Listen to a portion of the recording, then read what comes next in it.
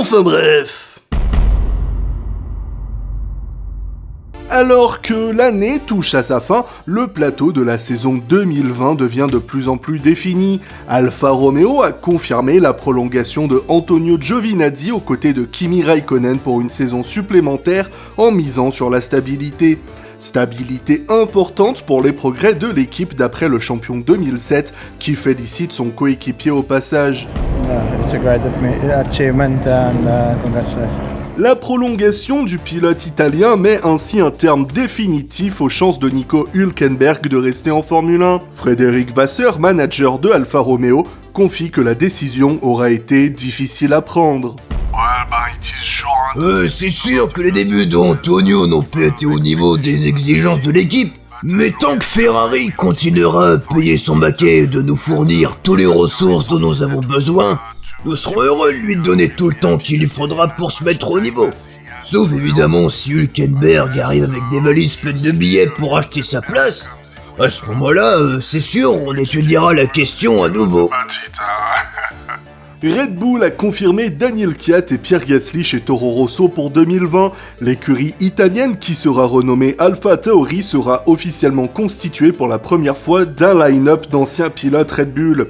Le pilote thaïlandais Alexander Albon sera officialisé aux côtés de Max Verstappen chez Red Bull, un choix assez peu surprenant à la vue du manque de candidats dans le programme junior de Red Bull.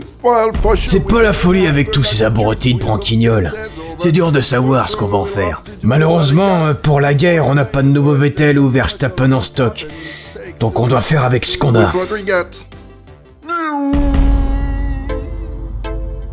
Pour 2021, la FIA a révélé le changement de format des week-ends de Grand Prix. Si les essais libres 3 et les qualifications seront toujours le samedi et la course le dimanche, les conférences de presse et les vérifications techniques de la FIA seront décalées du jeudi au vendredi matin, et la séance d'essais libres 1 en début d'après-midi.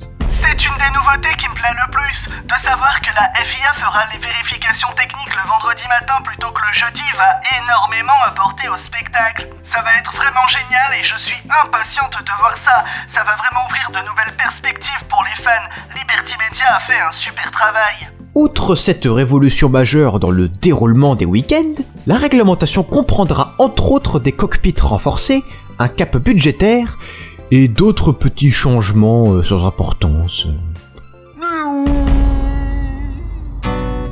Suite aux suspicions de Red Bull et Mercedes sur la vitesse de pointe de Ferrari, la Scuderia semble avoir à nouveau perdu cette performance lors du dernier Grand Prix aux États-Unis.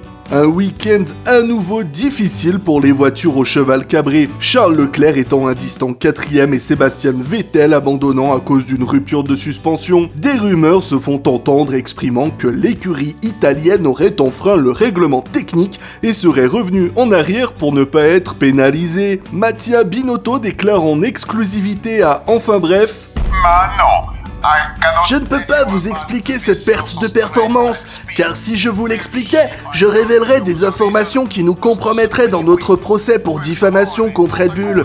S'il vous plaît, arrêtez de nous accuser, laissez-nous gagner. Enfin bref.